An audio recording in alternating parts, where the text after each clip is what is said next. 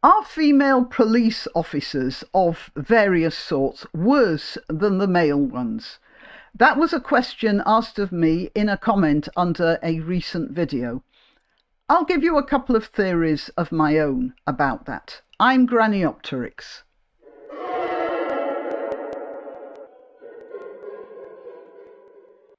And my answer is probably not. They're just worse in different ways. This is the question. I'm just curious, says the comment.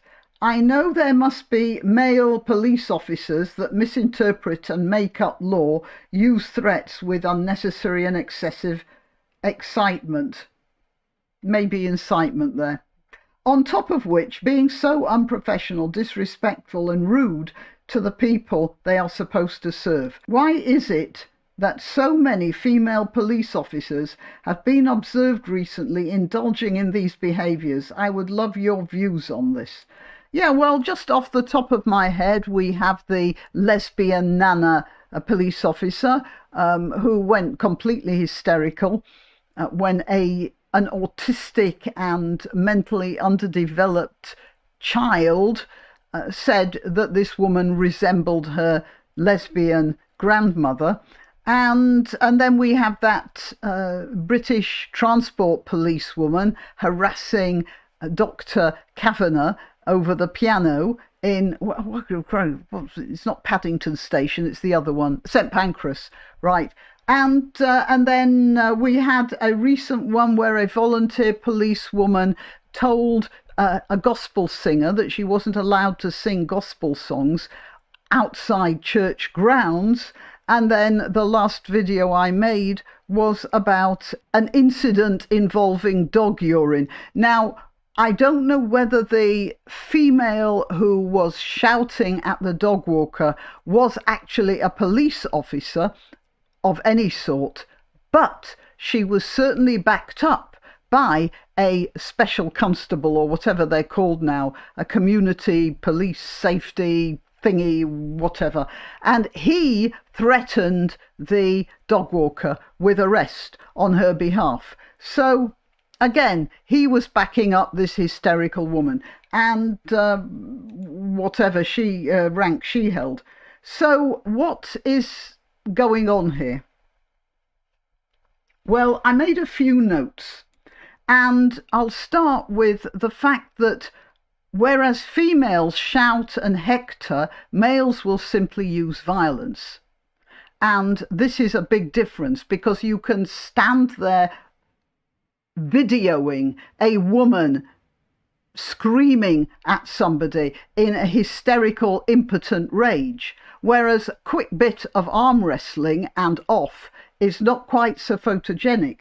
So here we have a good example of this. There was one of the demonstrations, of Saturday demonstrations, become quite a British institution now.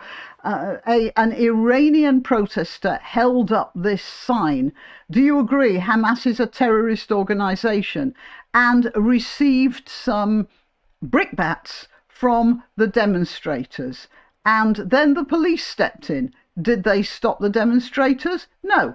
What they did was this. Now, I want you to watch what that male police officer does to this man's arm. What? Did you see that? I'll replay that. No, I can't replay. Oh, dear. Oh, right. Sorry, I was hitting the wrong button. All right, let's just go through that again. This guy is actually walking along. He's cooperating. There isn't really much wrong here. And then look what this police officer does. Watch the grab. Now that's a very what he's done. He's grabbed the wrist, he's pushed the shoulder forward, bending the elbow against itself, causing pain and making it impossible for this guy to retaliate, which he was not doing. So this guy is just being a bully, and this fellow is shouting, I don't know whether you can hear it, "What have I done?" or something like that.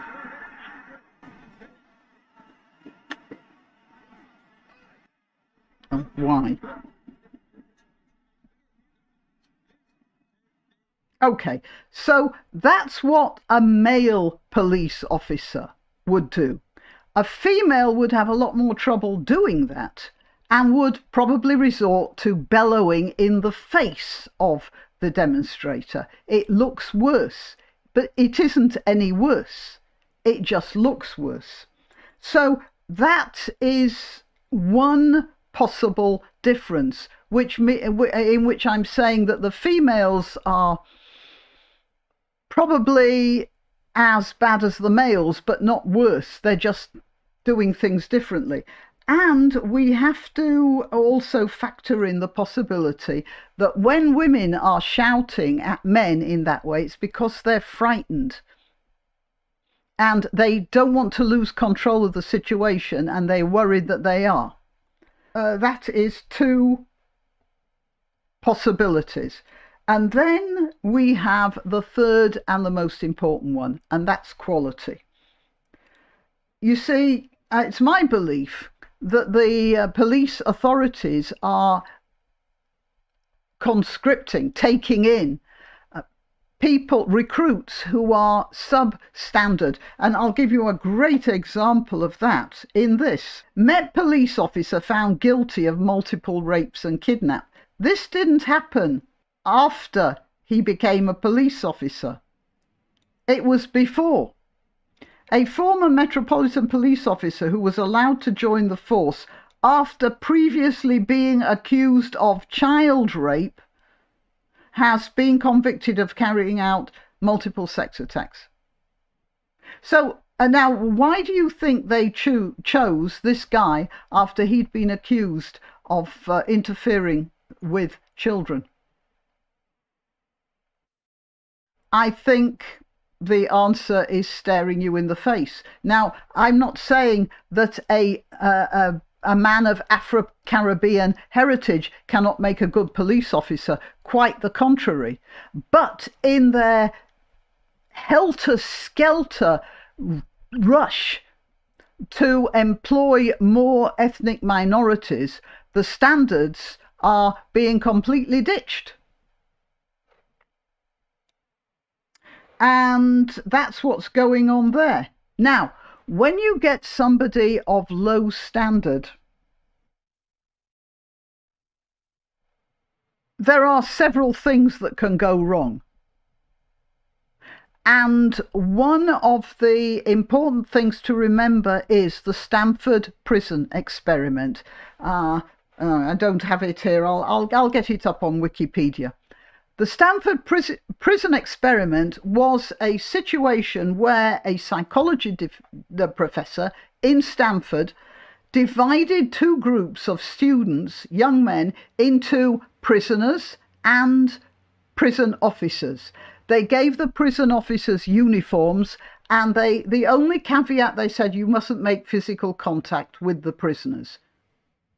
So what happened was that within a few days, the people with the uniforms were bullying the prisoners so badly, psychological bullying, not making physical contact, but making them stand for long periods, for instance. So that was possible. That sort of thing.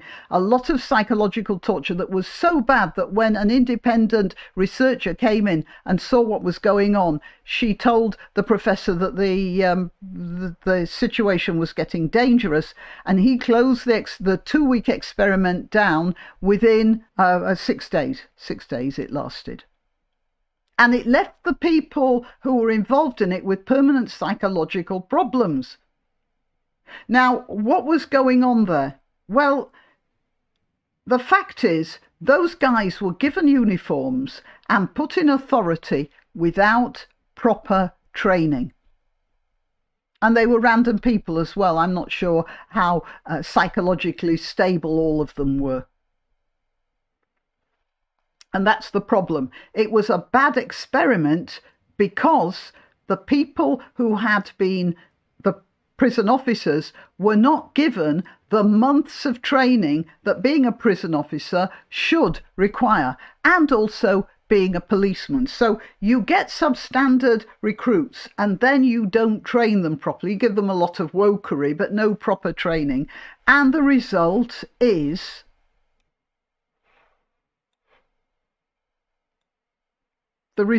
this. Okay, so that's it. And instead of this, if that were a female, it would be somebody hectoring and screaming at this person. But it's the same mechanism. You get people who are turned into bullies, a la Stanford prison experiment, by being given a uniform and by being selected improperly and not trained properly. And there's your answer. At least that's my answer. I hope that resonates with you. Okay, till next time. Why not treat yourself or a favoured relative or friend to these magnificent examples of merch? The mugs and t-shirts come in the Graniopteryx design or Granbo with a firearm or the more deadly knitting needles. Go to www.graniopteryx.com and whatever platform you're watching this on, please click like, subscribe and share.